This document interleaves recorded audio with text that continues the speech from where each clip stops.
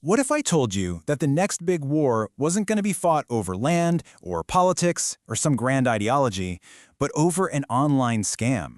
What if the real reason for the fighting was a casino chip? Well, in December 2025, that's pretty much what happened. The border between Thailand and Cambodia, a place that's been tense for, decades, suddenly just exploded. We're talking artillery, airstrikes, ground troops, the whole 9 yards. Now on the surface, you might think, okay, another border dispute. But the official story? It just doesn't add up. The real reasons are buried way deeper, hidden behind a massive wall of money, crime, and, you guessed it, power. And things escalated with just terrifying speed. Morning of December 8th, word is Cambodia shells a Thai base. Then, just a couple hours later, boom, Thailand hits back, scrambling F-16s. By that afternoon, it's a full-on deadly exchange, and by the next day, the border is a war zone. And the human cost was immediate and just brutal. We saw soldiers and civilians killed on both sides, but look at those evacuation numbers. That tells you the real story. Almost 400,000 civilians in Thailand alone had to flee their homes. This was no small skirmish. This was a massive crisis, practically overnight. So, what on earth could trigger something this big, this fast? Well, to find the real answer, you gotta do what you always do. You follow the money. And that trail starts in a pretty surprising place. Welcome to Poipet. It's a Cambodian city that's basically a giant gambling hub built right on Thailand's border. And I'm not talking about a few casinos. We're talking about more than 150 of them all packed into this one town. So who's keeping all these places in business? Get this, a whopping 80% of their customers are from Thailand, where gambling is illegal. So Poipet isn't just a casino town, it's like a giant financial vacuum, sucking billions of dollars out of the Thai economy every single year. And this chart, this shows you just how fragile that whole system is. See, when Thailand decided to tighten up its border controls in mid-2025, look what happened. Casino revenue in Poipet just plummeted by over 31%. This proves a really critical point. That entire multi-billion-dollar border economy is completely at the mercy of the Thai government. And that, my friends, is a very powerful motive. But here's the thing. The casinos, they're just a part of the iceberg you can see. Underneath the surface, there's a shadow economy that is so much bigger and honestly, a whole lot darker. It's an entire industry built on this one type of cyber scam, and it has a name that's as chilling as it sounds: pig butchering. The idea is grimly simple. Scammers build trust, sometimes for months. That's the fattening the pig part. Then, they talk their victim into a fake crypto investment, and once the money's in, poof, they're gone. That's the butchering. The whole process is just terrifyingly methodical. First, create a fake person online. Build a real, deep connection. Then, you introduce this can't-miss investment. And finally, once their life savings are in, you just vanish, leaving total financial and emotional ruin in your wake. And the scale of this is, well, it's almost impossible to wrap your head around. We're not talking about a couple of crooks in a basement.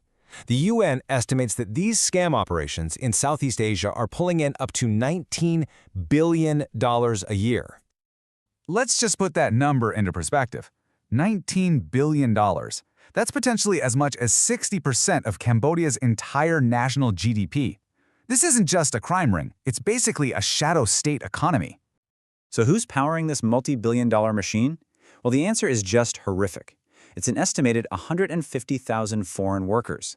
They're lured there with fake promises of good jobs and are now trapped inside hundreds of these scam compounds, forced into modern slavery. And these aren't just numbers, these are people. One survivor told Amnesty International, "No one wants to stay, but no one can leave because if we try to escape, they will kill us." These places are literally slave camps, protected by high walls and armed guards. So you have to ask the big question, right? How can a criminal empire this huge, built on human trafficking and making tens of billions of dollars, operate so openly? I mean, who is protecting them? Well, it turns out the connections go right to the very, very top. You've got people like Lee Young-pot, a former advisor to the Prime Minister who's been sanctioned by the US for forced labor. Or Chen Zi, the head of a criminal group who advised not one, but two prime ministers. And just to show you how close this is, One of the biggest scam centers is located right next door to the Prime Minister's summer home. And again, the money is just astronomical. In October 2025, the U.S. Department of Justice seized 15 times billion dollars in Bitcoin, all of it linked directly to Chen Zi's criminal group. This isn't some regional problem. It's a massive global criminal enterprise. Okay, so let's put all the pieces together. We have the casinos, the multi-billion-dollar scam industry, and the powerful people who are protecting it all. Now we can finally see how all of this connects back to those fighter jets and artillery shells on the border. So here's what's really going on. For Thailand, this fight isn't just about a borderline.